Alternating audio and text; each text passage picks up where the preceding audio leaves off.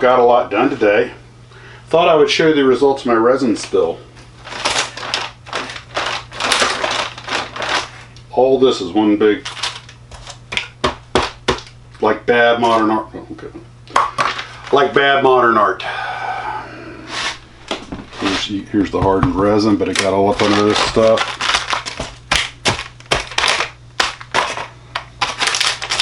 But that wasn't important. When I'm done with this thing, I'm going to shred all this off, and I got a new roll of paper, lazy paper. Ugh. Brilliant! Stagecoach is starting to come together. Those horses are just sitting there right now. It's got a long way to go, but the diorama's looking better. Bandito down behind the rocks with a tree in their way. Whoa, big fella. He jumps up with his pistol is drawn. So this makes all the measurements it was supposed to have. So I was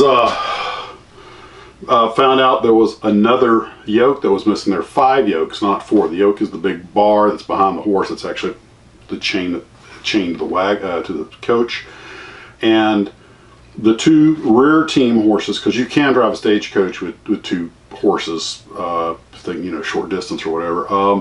It's really a 2 horse setup, and then the other 2 horses each have a yoke behind them with a 3rd yoke that both those yokes hook to, and that yoke just hooks to the tongue off the wagon. So and it's a bigger than normal yoke. So it turned out that piece is one of the many that's missing, so I fabricated another one, but I did it different this time. Instead of whittling out of plastic, I decided to sort of reach for my inner cowboy MacGyver. What would you do if you had to make something like this with what would be available? Because you can't always guarantee a big chunk of wood like that, so you find 2 smaller pieces, and I wrapped and did some other stuff and made a passable yoke a different way, kind of as the phrase I've been using with this thing a lot, field expedient. And that's really all I got. The stagecoach is all I've worked on today. I keep forgetting to tell you guys, I finished the swordfish. I put a couple of pictures up of it. Not going to win any awards with it, but I did get the rigging completed for the most part, and it's done. And the Novo kits, I know they use the old frog molds, and they're basically just a copy of an old frog kit. I mean, it's not a horrible kit. You can make something nice out of it. It's a lot of work, a lot of fitting, but I paid more money for it. Well, it was a gift. Thank you for sending that to me.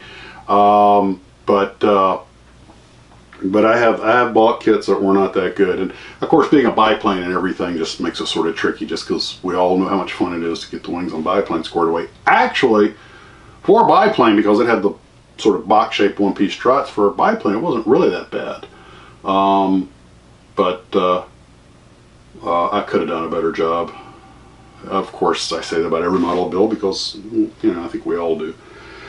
But that's it for that. A lot of you guys had commented on different ways to fix a diorama. I had totally forgotten I had a bunch of my old HO scale train stuff, so I was able to get some of the old stuff from that and everything and make it work. But I like the idea about the kitty litter. That was cool. And yes, we have that, and heck, I might still put some on there, doll it up a little bit. So making progress, hopefully done with it in a couple of days. I'd like to get it delivered this weekend or Monday. And because I'm definitely hitting stagecoach fatigue, but I have to still fabricating a lot of harness parts, but I have to admit, when you get it done, you look at it, you go, I did that. There's a definite sense of accomplishment to it. That prompted a thought, and I think I touched on this earlier, was that how much education, how many of the things that we carry with us in daily knowledge do we get through model building? Through those reading instruction sheets or the sides of boxes. I've definitely learned more in the stagecoach than any other kit I've built in a very long time. And I don't care if it's sci-fi or Macross or learning about a brand of or a intellectual property like Superman or Batman. You learn things about it from building the models that maybe you didn't get in the comic books or the television shows or movies or whatever. So it just kind of makes me wonder what sometimes we'll know some interesting piece of information that makes everybody go ooh and ah. And maybe we've even forgotten, yeah, I learned that when I was a kid building. I knew that the Indianapolis had done this, or that the USS Missouri had done that, because I built the model of it. And you just never know. There's all kinds of things out there that this is. We love the creative aspect of it, and we love having the thing when we're done, you have some material to show for it. But I think we also kind of like picking up things like, oh, I didn't know this car had that option, or that driver had done this, or that motorcycle had this here. I mean, just the things we absorb on the way, that's all part of our knowledge base. And if you've built as many models as a lot of us have, you've probably picked up more than you may realize from it. And which is a beautiful thing. It really is. And what I haven't learned is how to properly work resin yet. But hey, better off than I was, because from failure, repeated failure till you get success. I think that's one of the things that when you get into models, you have to understand is you're going to have failures, but out of those will eventually come success, like so many things. I've heard it said that one of the biggest advantages that we have in the West is that in a lot of societies, failure just isn't tolerated. In the West, we tolerate failure. People may not invest money with you a second time around, but the simple fact is you don't go to a gulag for failing. We allow failure, and many successful people had numerous failures ahead of them. Model building's no different, but well, guys, really not a lot else going on. I had a lot of chores to run today, and I've got some things to do tomorrow. I keep missing emails and stuff and getting late responses to them. Sorry about that. I'm starting to feel a wee bit of pressure because I know in 2 weeks I'm back to the real world, and about another week or 10 days I'm going to have to cut back on all this. So I'm feeling a little bit of, okay, let's get that done and get a few of these wrapped up. And of course that's probably when I'll be curtailing the video productions. Oh, hell, you'll get by. Don't worry, you'll survive without me. Life just won't be as much fun. But anyway, okay, for the final time, that's it. Guys, have a pleasant evening. We'll see you for coffee in the morning. Bye-bye.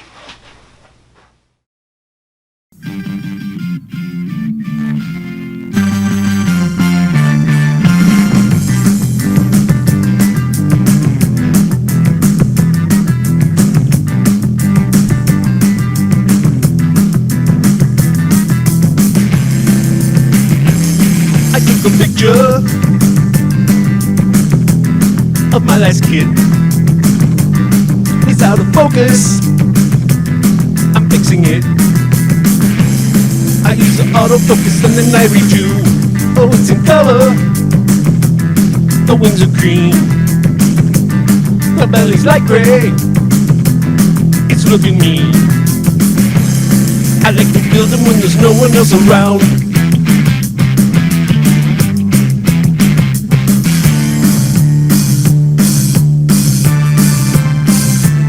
I take a picture, another picture. I use a gray card and a light box as well. I want a camera with telephoto to take a picture of the inside as well. You got me building, yes I'm building, yes I'm building, yes I'm building, yes I'm building Japanese. Oh yes, I'm building Japanese, and no I won't stop. I'm building Japanese, oh yes I'm building Japanese, and no I won't stop. I'm building Japanese, oh yes I'm building Japanese, and no I won't stop. I'm building Japanese, oh yes I'm building Japanese, and no I won't stop.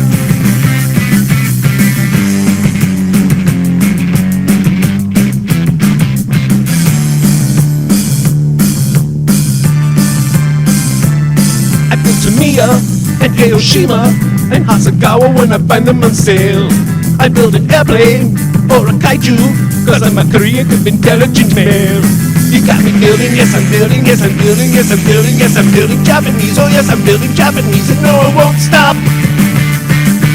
I'm building Japanese, oh yes I'm building Japanese, and no I won't stop. I'm building Japanese, oh yes I'm building Japanese, and no I won't stop. I'm building Japanese, oh yes I'm building Japanese, and no I won't stop. ODK and Mania